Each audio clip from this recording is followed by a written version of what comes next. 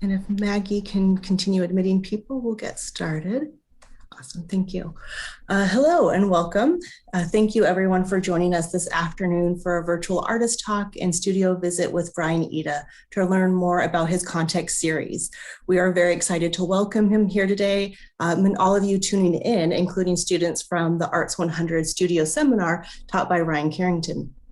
I know you may be zooming in from all different areas, but before we begin, I would like to ask that we pause to acknowledge that Santa Clara University sits on the land of the Ohlone and Muwekma Ohlone people, who trace their ancestry through the missions Dolores, Santa Clara, and San Jose. We remember their connection to this region and give thanks for the opportunity to live, work, learn, and pray on their traditional homeland. Let us take a moment of silence to pay respect to their elders and to all Ohlone people of the past and present.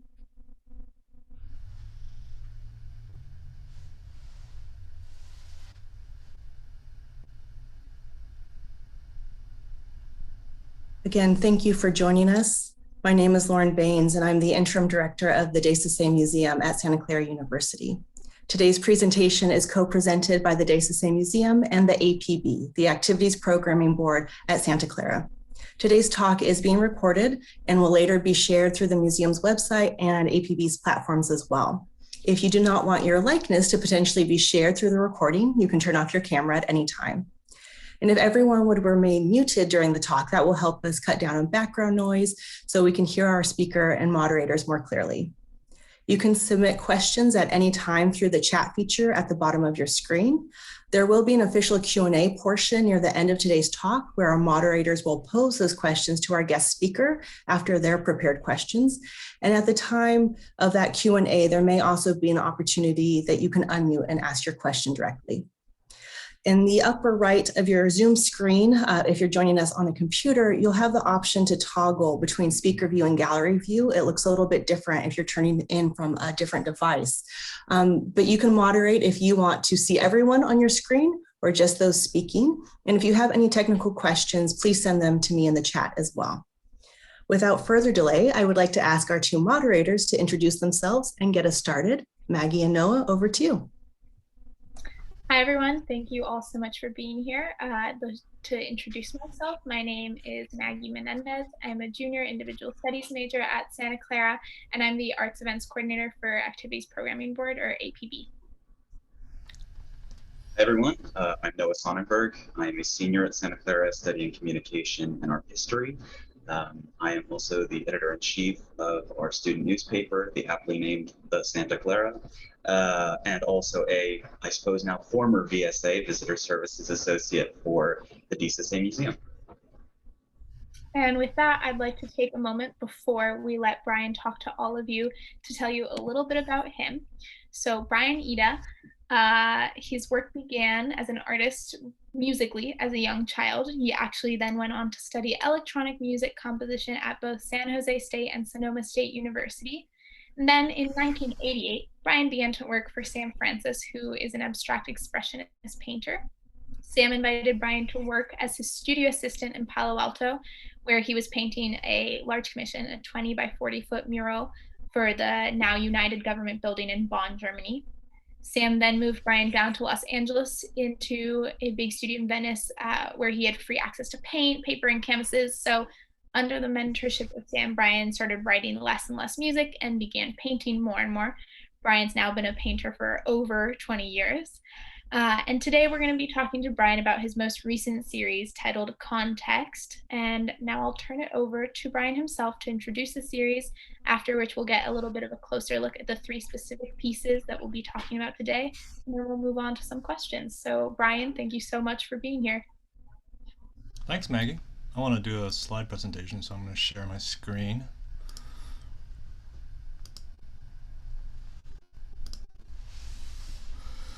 I'm showing a series of portraits that tell the stories of individuals standing in the face of institutional racism and discrimination. The series is called con.Text. It features ink on panel drawings that bring light to the emotional narratives of people who are connected and share common experiences through time. Everyone has in their family history a record of man's inhumanity towards man. It's a function of the human condition. we stand here today in defiance of unwarranted injustice taken against us or our ancestors. I wanted to put each person in context with an historical document and use their story as the pillar upon which they stand. I wanted to dig deep and build a relationship between history and current affairs and point out the historical events as examples of lessons once learned but are being forgotten today. I research government documents and use the text from the documents to render each subject with the very words that oppress them. Writing the words on top of themselves over and over allows me to create light and dark areas. This creates shadows and highlights that together can be used to define the form. In artistic terms, it's called value, where value is simply how light or dark an area is. So black and white is a simplification of perception. For today's programming, I was looking for a way to present the work that overcame the challenges of viewing artworks online.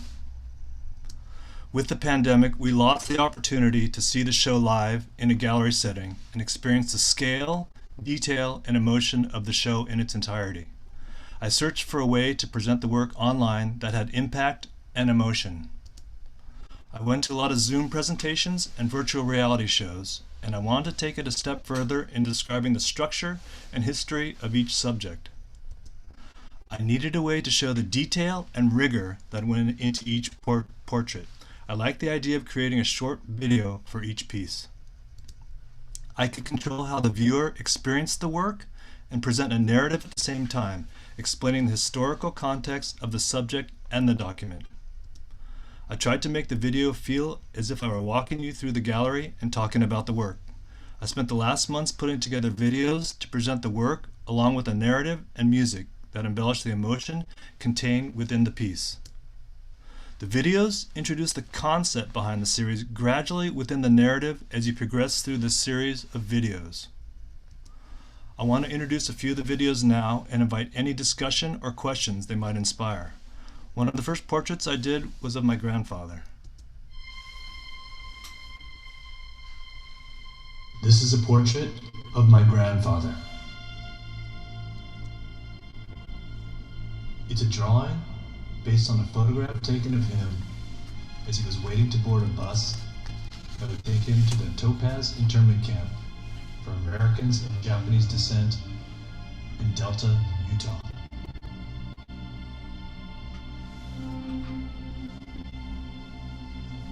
The photo was taken by famed photographer Dorothea Lange, who was commissioned by the War Relocation Authority to document the forced evacuation of Japanese Americans from the west coast of the United States.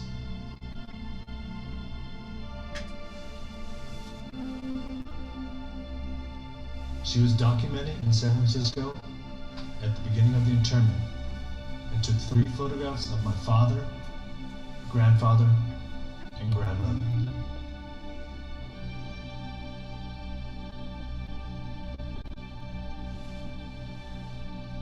In 1942, after the U.S. entered World War II following the attack on Pearl Harbor, 112,000 Japanese Americans were separated by race and interred in 10 concentration camps across the country.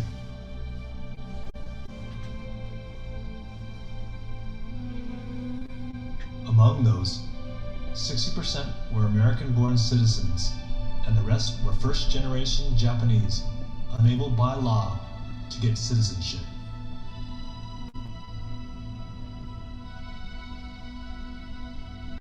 Dorothea Lange's photos depicted her contrary point of view and were hidden away in the National Archive until after the war, when they were released to the public.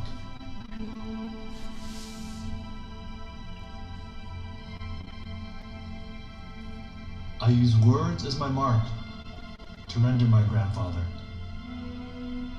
In this case, the words I am using is the text from Executive Order 9066, which was an executive order signed by FDR that established military areas excluding those of Japanese descent and establishing the internment camps away from the West Coast.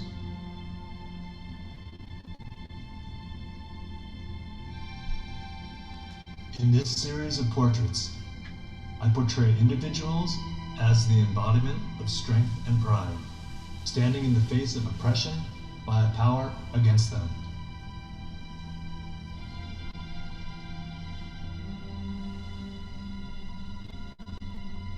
I research and reference texts from government documents and use the words to render each person with the document that affects them.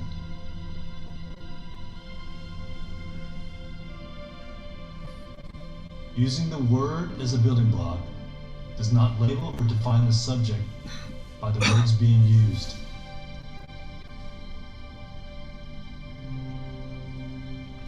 Instead, they are blended together and transformed from a label to a broader gesture that is used to define a new visual standard of vitality and beauty.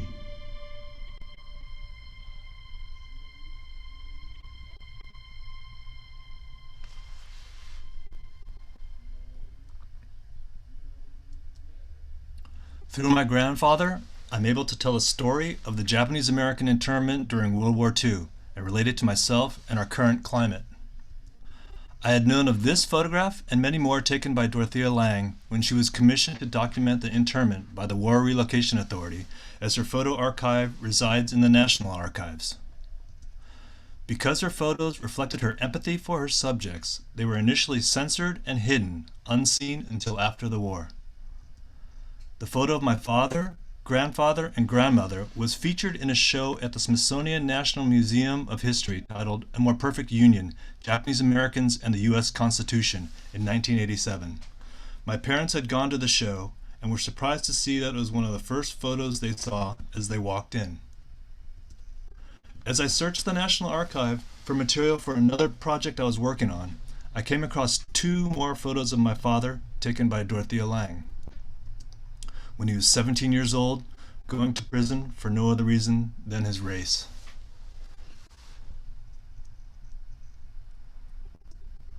Another narrative told in this series is the story of Elon's father.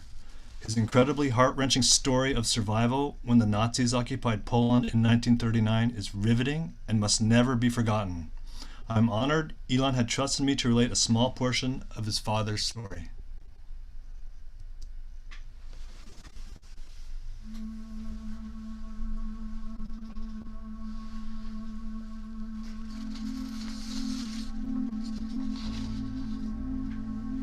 In 1939, Nazi Germany invaded Poland from the west, while the Soviets invaded from the east. By 1941, the Germans had reached the village of Toulouse, where Elon's father, 2 aunts, and his grandparents were living under Soviet rule.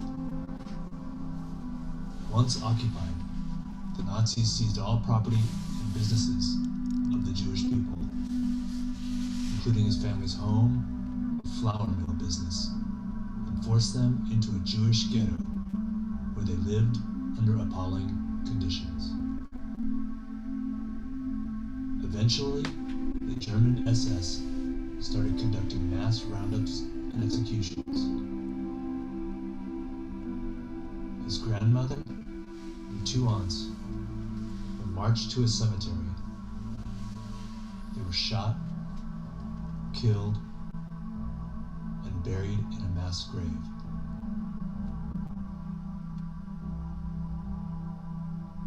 Somehow, his father and grandfather escaped to the forests and hid, living with partisan resistance groups in the forests surrounding their village. His father and grandfather would later encounter a Nazi-sanctioned Ukrainian militia who then shot and killed his grandfather, while leaving his father unharmed and alone, saying he was too young to survive. His father would survive, hiding in a bunker, subsisting on almost nothing for 6 months, before ending up in a Nazi labor camp until he was set free by the Allies in 1945.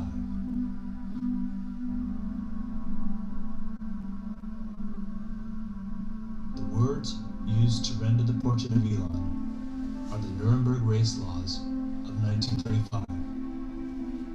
These laws institutionalized many of the racial theories prevalent in Nazi ideology and were implemented to ostracize, discriminate, and expel Jews from German society, and were a stepping stone to the mass executions that were to follow. Elon states, "It's my responsibility to bear witness for all of them."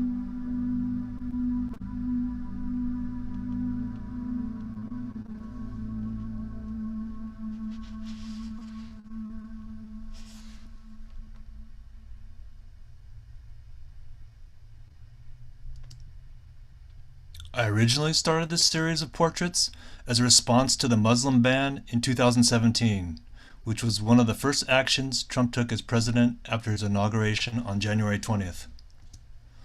Although Obama had used Twitter as a form of communication in the previous administration, Trump had multiplied his use and transformed Twitter into an unofficial source of communication for the office of president. He was tweeting a lot, trying to justify the idea of an immigration ban from Muslim countries. I came up with the idea to use the words of those tweets to render a portrait of my neighbor as she was going to her mosque for service. The first portrait took about 3 months to finish, as I endlessly wrote out Trump's tweets, words covering words, to form the dark areas, while I figured out how to render the highlights and shadows using words as my mark. The U.S. has a long history of using immigration as a weapon. I thought about the Muslim ban and how similar it is to what my parents experienced during World War II and the Japanese internment.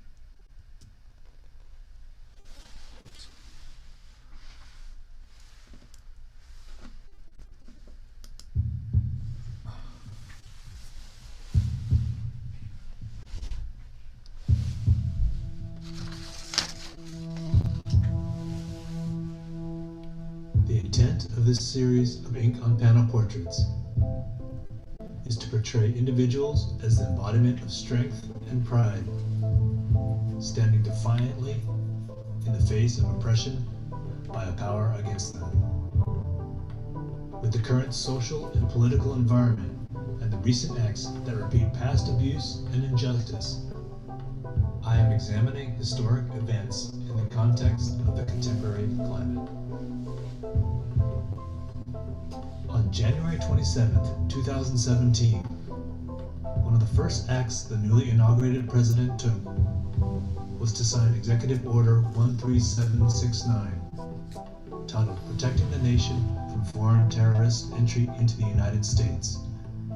It banned foreign nationals from 7 predominantly Muslim countries from visiting the country for 90 days, suspended entry to the country of all Syrian refugees indefinitely, and prohibited any refugees from coming into the country for 120 days. It was known as the Muslim ban. There is a long history of exclusion and restrictive immigration policies by race in the United States. Our nation's first immigration law passed in 1790 with a restrictive requirement that only free white persons qualified for citizenship. It specifically excluded Native Americans, indentured servants, and both enslaved and free black people from access to citizenship. Later in the 1800s, because of growing fears that Chinese immigrants were taking all the jobs and were a threat to society, Congress passed the first of 3 Chinese Exclusion Acts in 1882 that banned Chinese immigration to the U.S. It was not until 1943, when China and the United States became allies during World War II, that the exclusion laws were repealed. In the 1900s, as immigration started shifting from white Protestants from Northern and Western Europe to mostly Catholic and Jewish immigrants from Russia, Austria, and Italy, Congress passed the National Origins Act in 1924, establishing a quota system to limit the number of immigrants entering the United States.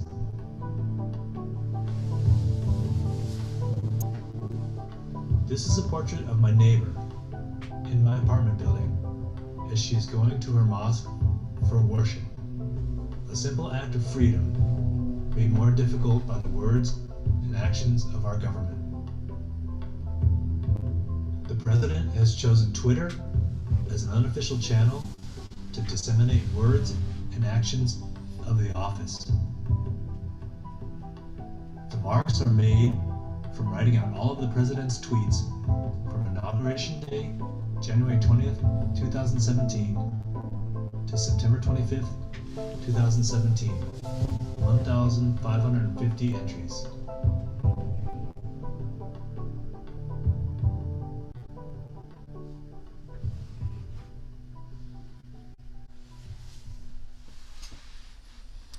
So those are 3 of, I think I did 14 videos, and then the series has 17 pieces in it so far. And it's just kind of an ongoing series that I find subjects and render them, and so it's ongoing. Here's another one. But anyway, I put 17 ongoing. That was the first 3 of the videos that I've done. I haven't done videos for all of them, but that's what I have for you right now. Thank you so much, Brian. So now we're going to move into a little bit of a question answer session where Noah and I will be posing some prepared questions to Brian. So we'll just get started, Brian. Our first question is your work inherently political? Even in your projects outside of the series context, is there something that your whole body of work aims to accomplish, politically speaking? I didn't want to do the series as like a political statement because I'm not super political. But I mean, everything humans do is political. It always is meant to influence something in some way, whether it's for your own gain or not. Everything has a way, every action you take has a reaction. So they were intended to be. They were definitely done during a political time, and I had reaction to that. But I didn't want to be like. I didn't want to bang over the head or scream. I wanted the work to be subtle. So it's political, but it's not.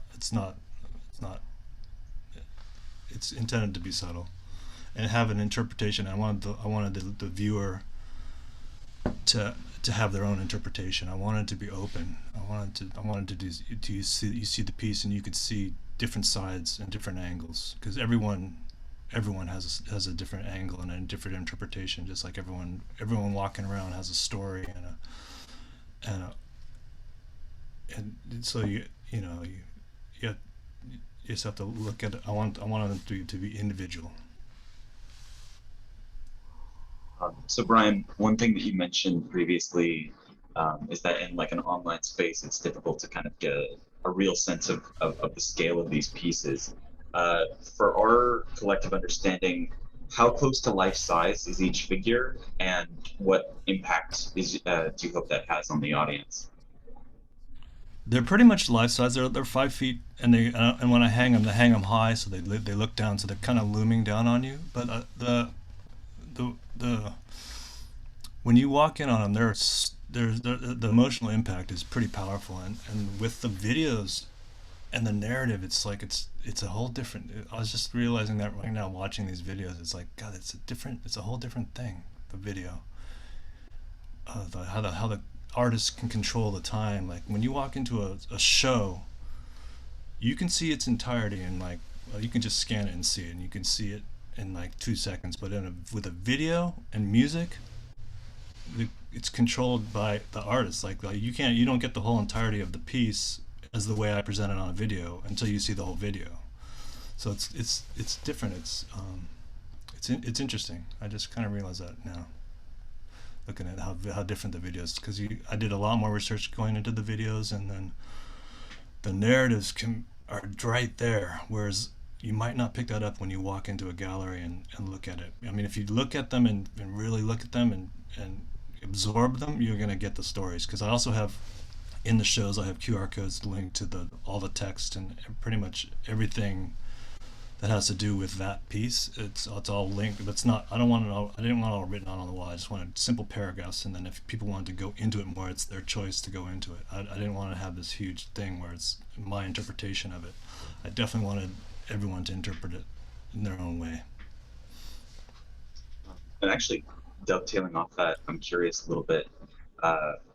Now that you've kind of had this foray into, doing videographic work off the visual art that you make, imagining a post-COVID world, not like we can really project that way now. It all seems endless. I'm curious, is this something that you would try doing again for later series, just because of the emotional impact?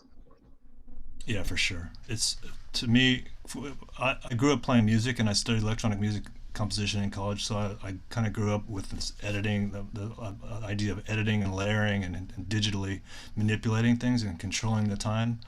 So I didn't do music for like 25 years. I literally just shut it off and just did the visual. I worked on my visual language, and then to have this video brought it all back, and I did all the music for the soundtracks, and it was, yeah, it's the right time for me, and I'm definitely going to do more of it. I'm not sure how, and I'm not sure where the series is going to go. I can see the series going into multi-panel series where I have right now they're all individuals standing in open space and with a lot of negative space around them, and then that's an interpretation in itself. So I think I'm going to do something where it's multi-paneled and interacting and different stories. I'm not sure how to do it yet. Maybe bring in some paintings, because my paintings have the kind of the same thing where layers. I do like 150 coats layers of paint and just subtly build darkness.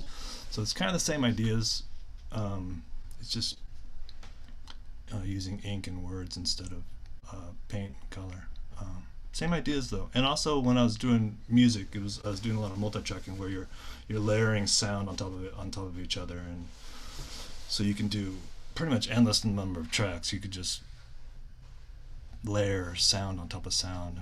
And, obviously it can get muddy and brown too. But yeah, I definitely going to continue. I like the idea of video. Not a very good video editor. And then speaking of layering, our next question is if you could tell us a little bit more about your process in choosing texts which inform your work, and specifically we're really curious, to what extent do your subjects play a role in the selection of the text that you use for the work? I kind of I do research in the text. I think it kind of everything's different. Like it started with my neighbor and the tweet, so that one was kind of just came, and then was my grandfather, and I tied a text to him, and then Paul is a Native American Nations piece, and I knew I wanted to do something on that, so I just started researching, and I found the history. So I wanted government text of oppression or racism or discrimination. And like for the LGBTQ one, there's not really specific laws banning it going into that. They use like sodomy and indecency laws, not specifically that, but the first document that I actually found was like in the 50s, was an employment, so I used that as an example of a government document. But so sometimes it's really hard to find a subject because it's a super personal story to tell. So it's not always easy to find the subjects of, but everyone, like I said, everyone has this story and a narrative that can be told. It's just a matter of if I can relate to it and somehow figure out how to do it. Getting a little more into sort of the message behind your pieces, visual art has the capability to act both as a mirror or a door. On one end, it can serve as an instrument for viewers to reflect on themselves, and on the other, it can be used to sort of bring the audience to new ways of thinking, open them to new ideas. Where do you feel like the work in context falls on that spectrum? Well, I was kind of surprised when, like, I don't know what the percentage is, but there's a percentage of people that don't know the Holocaust happened and they're denied or something like that. It's just, for me, it's bringing that and then relating it to today. So I use I like the younger generation to relate these stories to, because people can relate to that. It's like people walking around, like everyone, like I said, everyone has a story. Everyone has a story somewhere within their bloodline of both oppression and being oppressed. So, yeah, I think.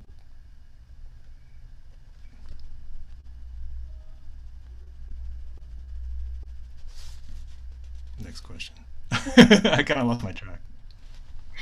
Well, we are also really curious about your own personal identity as an artist and just as a human, and how that identity and your own personal experience affected this work.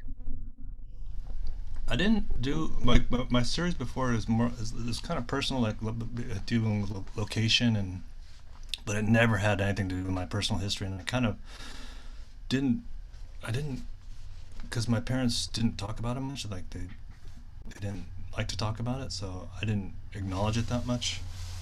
I did have an uncle that was an archivist, and his archive went to the Smithsonian for the Japanese American internment. So it's been a revelation for me as far as, and then hearing other people's stories, and then how they have the same kind of story. Yeah, it's been a revelation for me to tell a more personal side. I don't like to have the spotlight on me, so I don't like to tell the stories of other people. But it's been well, by telling other people's stories, it brings out you, obviously.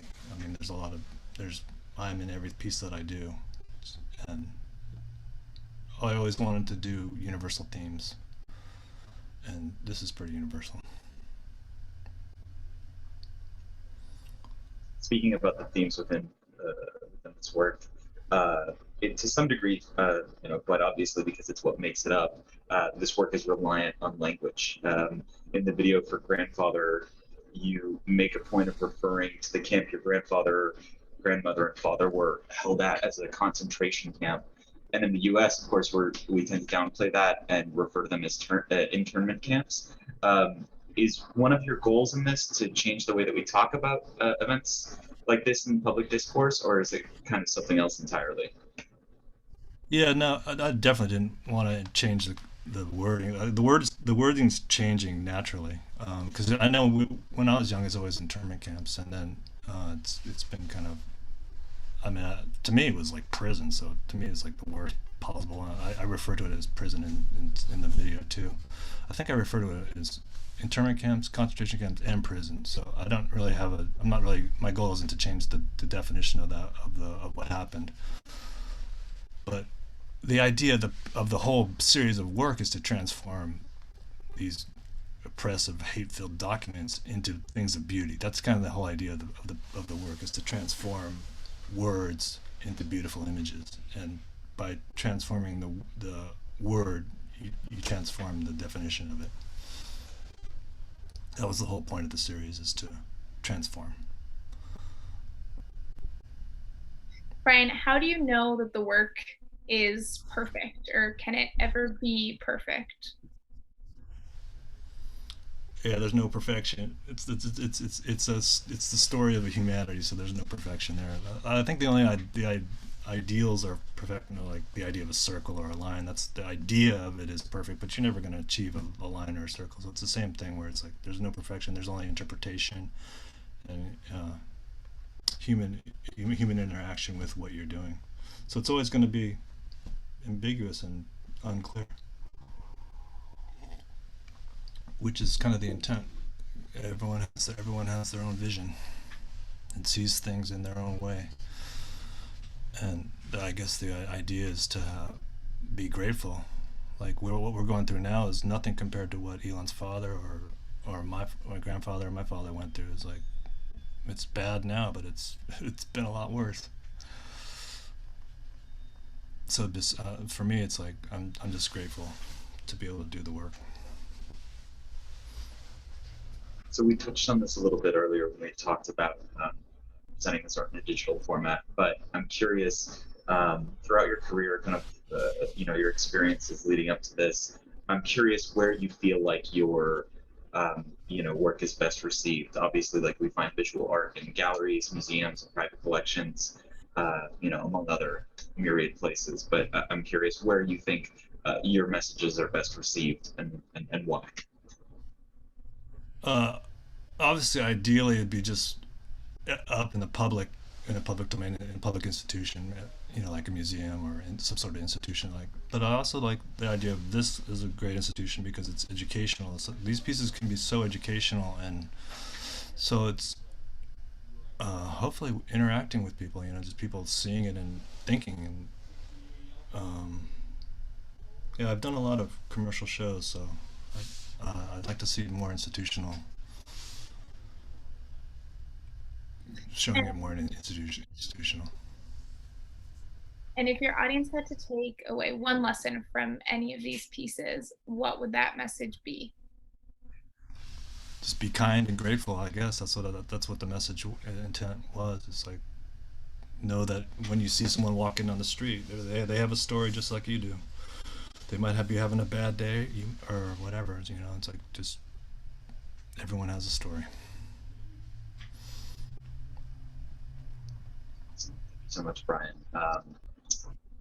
Now at the end of those questions, we're going to take a moment and actually head into Brian's studio and take a quick look at how this process unfolds. Okay, here we go. Brief pause Hopefully while we pull off this choreography. Yeah. Let's see.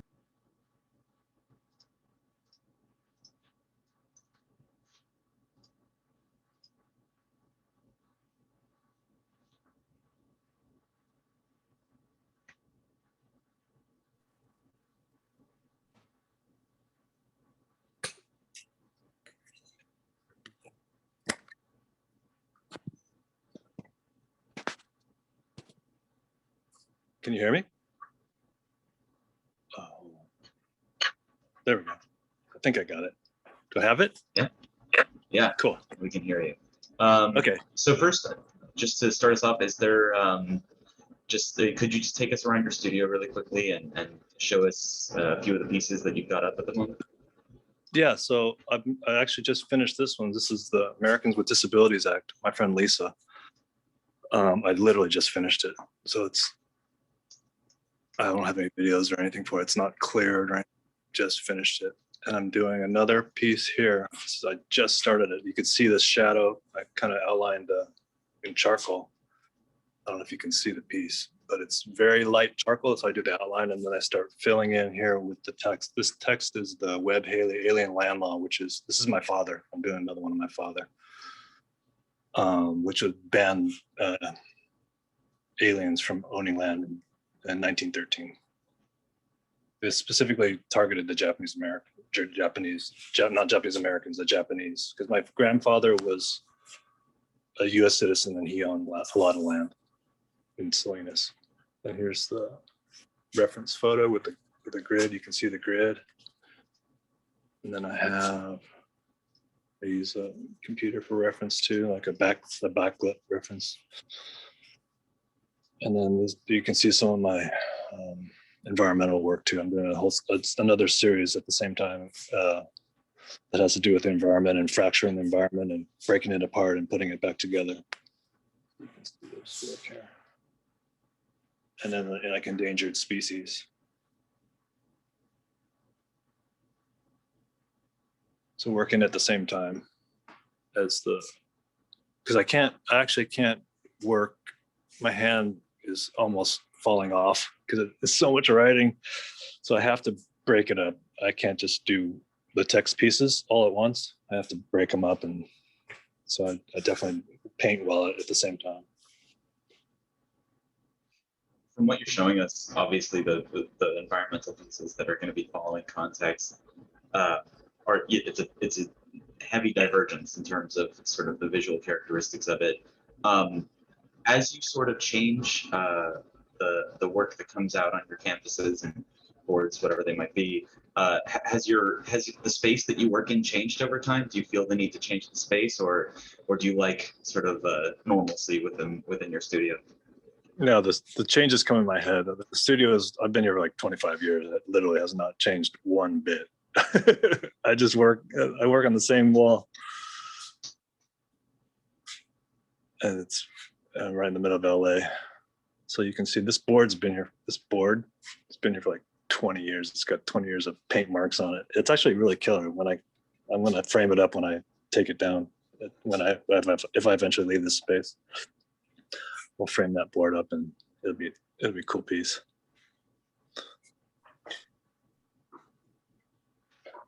And Brian, are you extremely specific about the mediums you work in and the tools you use? And if so, why? Like, does a specific material, for example, carry a specific meaning for you? Or are you very picky with specific materials that you use for context or for your other series? So for context, I use these pens. I'm very specific about the pen because it's got a plastic nib, which means the plastic tip, so it has give and it kind of flows over I use gessoed panel. I don't use paper. I write straight onto the panel with gesso. So it needs to flow over that, and then so I go through probably 30 pens per piece because the plastic wears out, and the gesso is not that smooth, even though I put like 50 coats of gesso on it and wet sand it to 1200. It's still abrasive enough to wear the pens out. So they definitely wear out. And I use very specific pen because I've tried the metal nib pens and they just don't work. They just catch and they suck. And then for the paintings, I definitely moved to acrylic just because of the toxicity. My sinuses were like, I couldn't smell a thing. It was blown out from being too much painting. So I definitely went as non-toxic as possible, which is an adjustment because the acrylic paint has properties that are different from oils, or I was using a lot of epoxy before. Yeah, they definitely have properties, but you can adjust. I mean, I know paint pretty well, so I can adjust it to anything that I'm doing.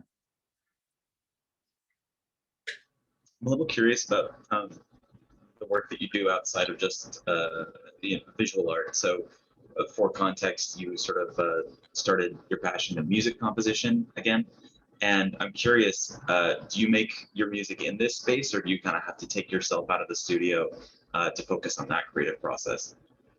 No, I like to literally, I go from like 5 minutes of working on the pen work to 5 minutes of working on the painting, because I see it all at once and I just see a move and I want to go do that move. Because like I said, I don't like to do work. I don't like to do things concentrated.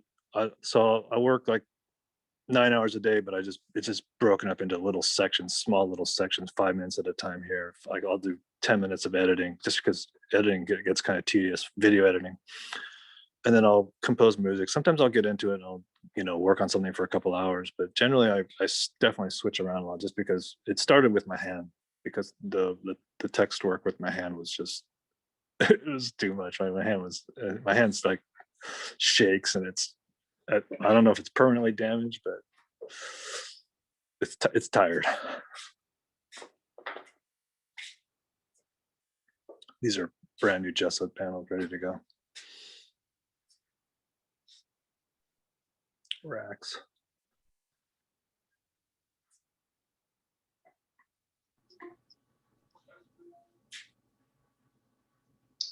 And and also one final question just about your space. I mean, how open do you make this this area to others? I mean, I feel like we're getting some great access to see what your process looks like, but generally speaking, is your studio open to others? Is it a place of isolation or a place of collaboration at different points?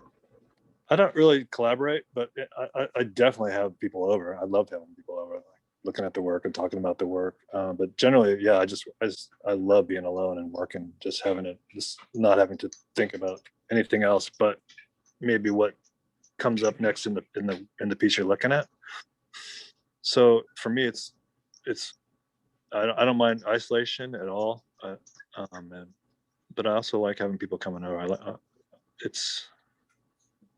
The quarantine hasn't been tough on me at all. I've just been working, so I'm lucky. Thank you so much for showing us your studio. And I think we will be moving back to the computer for some questions from the audience now. Let me move back.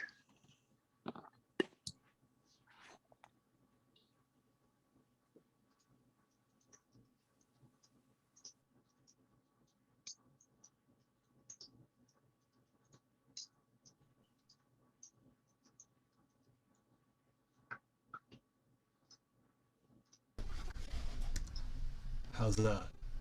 Does it work? Perfect. Does it work? Yep. Technology, we've conquered it.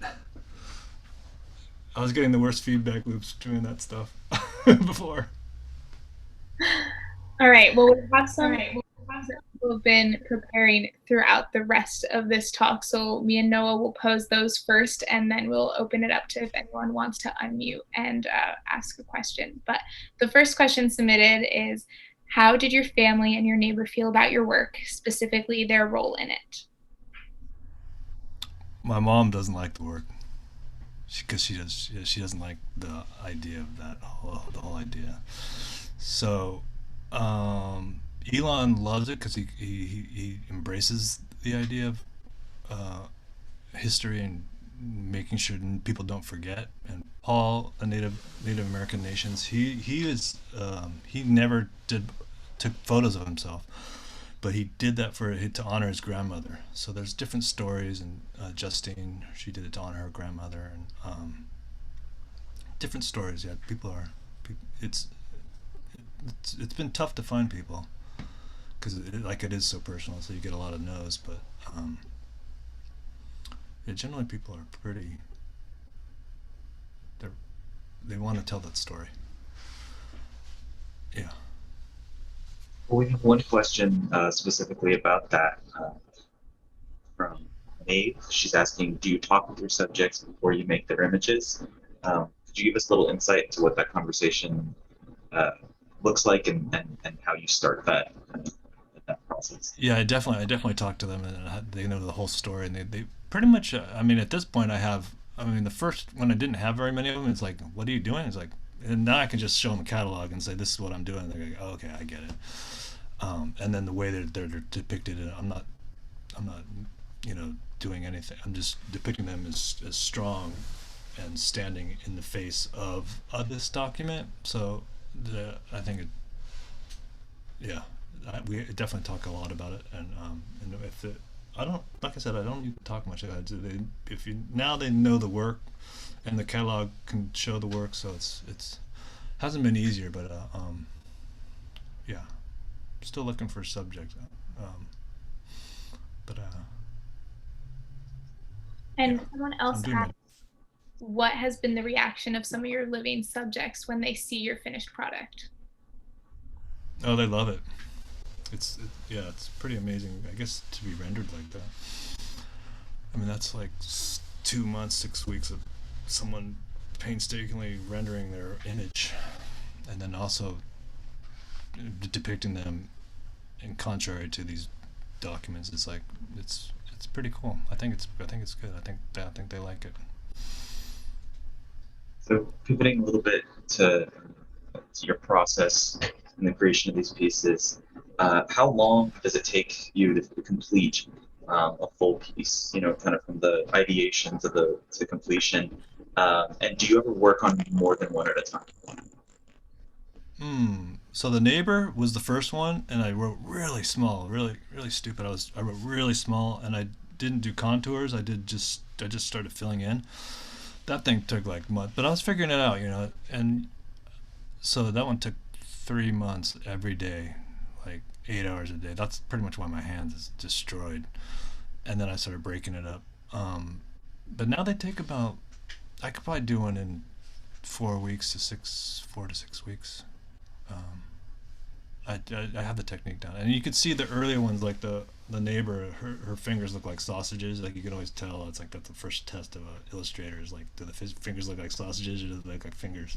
So definitely sausages, and now now things are starting to turn out like fingers. So, and one of the intents of the series was to make my weakness my strength, and my weakness was definitely illustration and the human body. So I've worked on that. I'm not great at it, but I'm much better at it.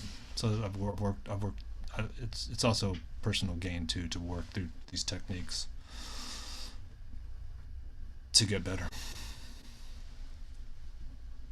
And using, instead of painting, I'm using like a pen. It's the smallest pen you can get, so and you're filling a massive space, so it's pretty much diametrically opposed to what I was doing before. As opposite what you can do on a piece of canvas as you possibly could be. Probably, maybe, I think so. I don't know. That's the first time I thought about that, but it's pretty opposite, like filling space with a paintbrush and washes or color fields, and then as opposed to like a pen, the smallest pen you can get, and writing words. I never thought I would do words in a piece. Never ever thought I would use a word in a piece, but here I am.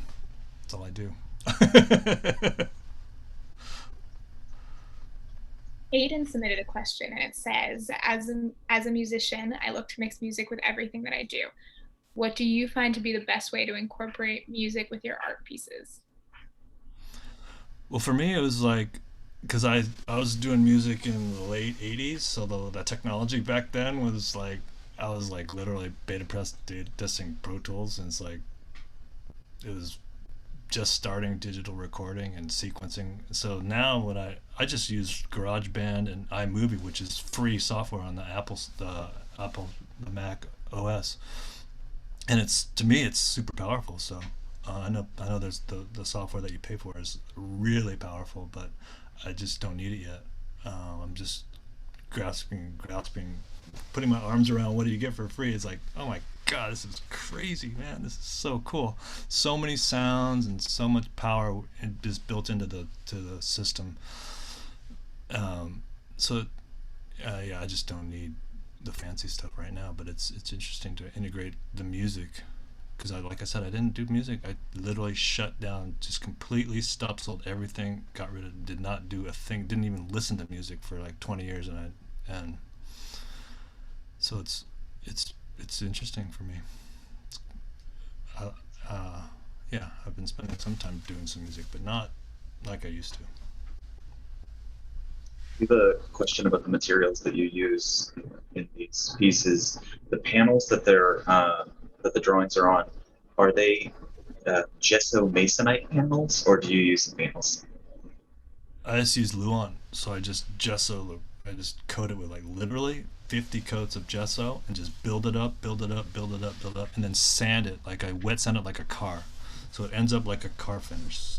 End up with about, I think the last is 2000. The last wet sanding I do is 2000, which is like a rough car. I mean, you definitely want to polish it. I'm not going to polish it just because you're not going to get it that good, but you're taking it down to 2000, which is pretty fine. It's like a cold pressed paper almost, but it's rougher and it has more bite than a cold pressed paper. So like I said, it eats those plastic nibs.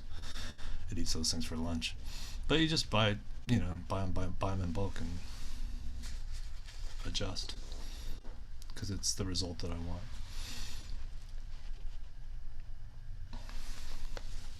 And someone else asked if you take black and white photos. My reference photos are like basic, rudimentary man who doesn't know photography photos. Because I can do the shadowing and lighting in the work. I don't need it to as reference in the photograph. I just need to have the image of to work with it, and I can add the depth and the shadow in as I draw it. So I don't need. I take all the photos myself, and I've had nice helpers from my photographer friends. So getting better, but I'm not a photographer at all. But I definitely take my own reference photos. One more question that's been submitted in the chat is, if we get a chance to see this exhibition in person, do you plan to incorporate the audio and video that you've created, or just the panels? It'll be in the QR code. So right now they're up at the Japanese American Museum in San Jose, and I have the QR codes, and they have the videos on the website so that it's concurrent with the show. They have them, because that show's been up, but it hasn't. The museum hasn't been open, so we did a online event to introduce the videos, the same that we did here. And the videos are on YouTube too, so if anyone wants to check it out, they're on YouTube. But yeah, I'll definitely always have, because the narrative. I mean, you get so much more of the story, and it's so there's so much emotion packed in the video with the music and the narrative. It's like it's just added so much to it. I think it's for this series, I'm definitely going to try and do a video for each. I might not do a video for everyone, but I'm going to do videos for most of them, just because they're so emotional. I mean, it takes it to another level. But then when you see them live, it's like like I said, it's a different thing. It's a different kind of emotion. You get this impact from seeing this work, and you get to walk up on it and see the crazy person doing words like that, and then you read about what the story is. So definitely going to have them both going though.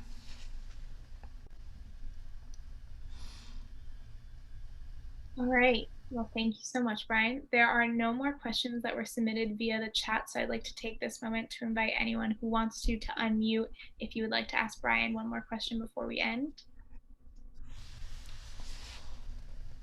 I'll go for it. I'd like to start by saying thank you so much, Brian. This is really pretty incredible and powerful.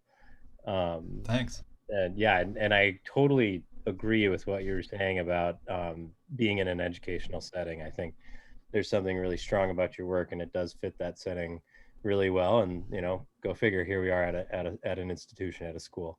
So Yeah. thanks for that. I'm curious, it was funny, as I'm an artist who also embraces the tedium in my work, and also has had hand pains adjust the way that my studio practice flows. And I'm curious, for you, that physical pain, is there a parallel between that like physical pain that you're doing and then rewriting Trump's tweets over and over and over? Like, how do you get what I'm saying? Like, how do you? It just seems like Yeah. it's such like a powerful thing. And how do you reconcile that? And do you just like really bummed out, or do you think about each one of the words you're putting down, or do they become marks? Do they become something of your drawing technique? That was definitely slightly brutal. But not all his tweets are like crazy maniac, crazy tweet boy. Some of them were just normal, like happy birthday or what a great day, stuff like that. So it's like, but mixed in there were those just the doozers. You're like, oh my god, this guy is just a freak. But yeah, eventually it just became Mark, because that's what I wanted to do. I wanted to transform those words into something else. So for me, to do the same thing. It was just what was the next form that I was able to. And it's interesting that when you're doing marks and you're shading and you want to shade like this area, and you need to do a line, but you have an S in the text. So I was pretty faithful to the text. So if there's an S, is like, oh fuck, well, how am I gonna fill that in? So I just that's why the images are slightly impressionistic, blurry, because you can't get specific. You have to I used the mark. I was very faithful to the mark. Like if it was a S, T, U, whatever, I would use those letters no matter what I was trying to fill in. I kind of fudge it now a little bit more. I definitely fudge now more, but in the beginning it was definitely very faithful to the mark. And now I kind of I do the contour lines initially with the whole text. I do the whole piece contour lines, single pass, and then I shade. And when I'm shading, I'll fudge the mark a little bit, because I wanted to get. I fudge a little bit more now. I don't use specific letters so much anymore, but the contours are still there. The idea is still there.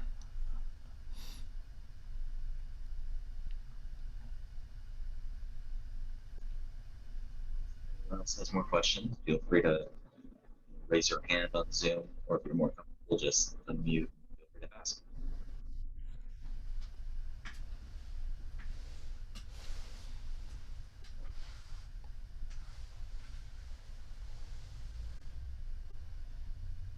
Can I ask another one?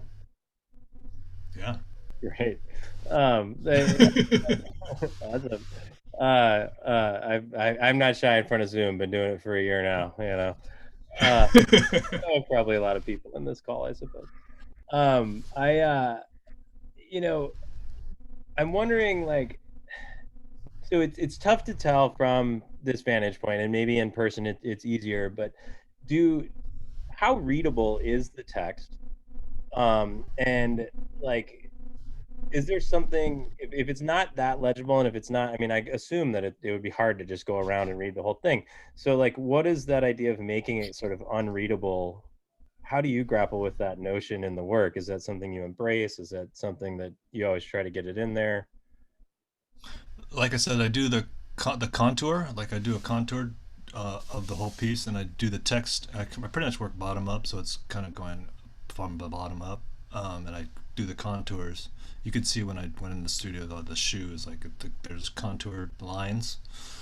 So that's definitely all readable. And then so where it represents white, you're going to be able to read everything. You're going to be able to read, like if it's a white shirt, I'm going to do a contour line. It won't be white. It'll have text in it, but it won't be have text over the top of it. It'll just represent white. So I don't use white, the panel white, to represent white. It goes up one step, and then from there I step it down, and every time I do a coating over the top, it pushes it back further into the shadow. Brian, this is Lauren. I have some of the detail images queued if you'd like me to share screen. Oh yeah.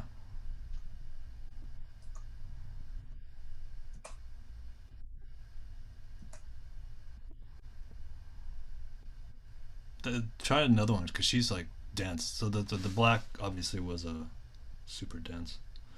That was all. You could see a little bit where you can read it, but like there you go. So that's a white, like a light white package, or a light tan package, and you can see, you can definitely read it there.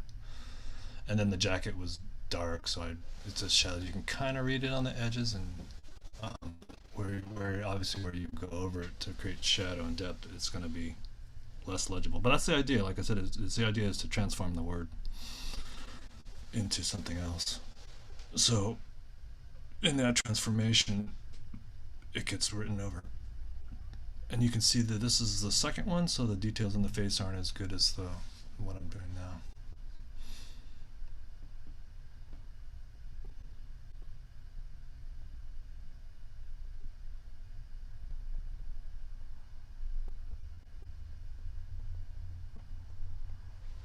Yeah, it's interesting to see it up close. I had a question. Mm-hmm. So I work in a lot of unforgiving mediums, kind of like how you work in pen. What do you do if you make like a spelling error? What's your best course of action there? I do use a little bit of whiteout, but mostly that comes when I'm doing the face, where it's like one mark makes a huge difference. Like it'll make a huge difference on what you see. But if I make a spelling error, I'll just keep going, because it's like I said, I'm transforming the text from something into something else. So it's like, it's okay if it's misspelled. It should be misspelled anyway. It shouldn't even be there. But it is super unforgiving, and I just do like little blobs of, like, I'll just do like it's weird how one little small mark makes such a huge difference. Like if you're doing the nose and you're doing the tip of the nose, and you put a mark there, and it's like it's this dark spot, just like, oh man. So I got to take it back a little bit. And so I have a whiteout pen, which is, I used to use like gesso, but now the whiteout pens are magical.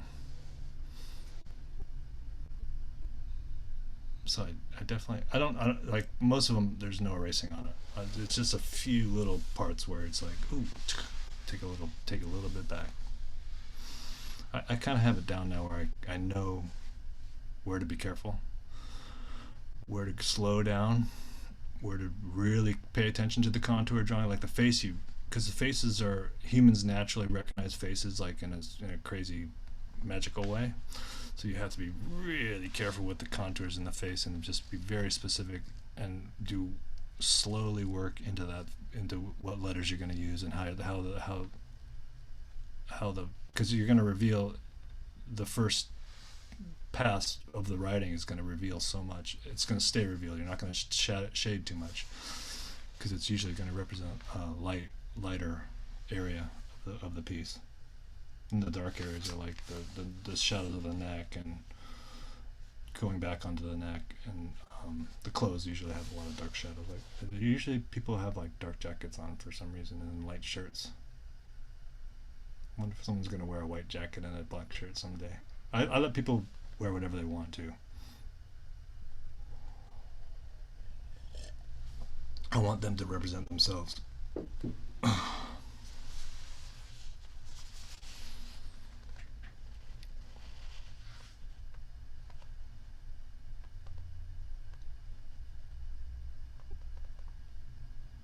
Any more questions?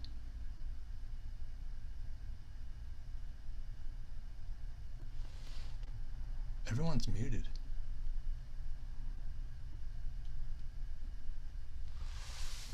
All right. There we go. If there are no more questions, thank you all so much for coming, and a big thanks to Brian for being here as well. Again, this was co-sponsored by the DSA and by APB, so if you liked it, let us know so we can do more of these events, and thank you all so much for coming. Noah, Lauren, anything else? No, just the same. Thank you, everyone. And Noah, Maggie, Yeah, thank you for moderating. Brian, thank you for all of your time and everything you put preparing. Ryan, thank you for bringing your class and everyone else who attended. Yeah, thank you. Thank you, Brian. My pleasure. Thank you, Brian. Thank you. Thank you.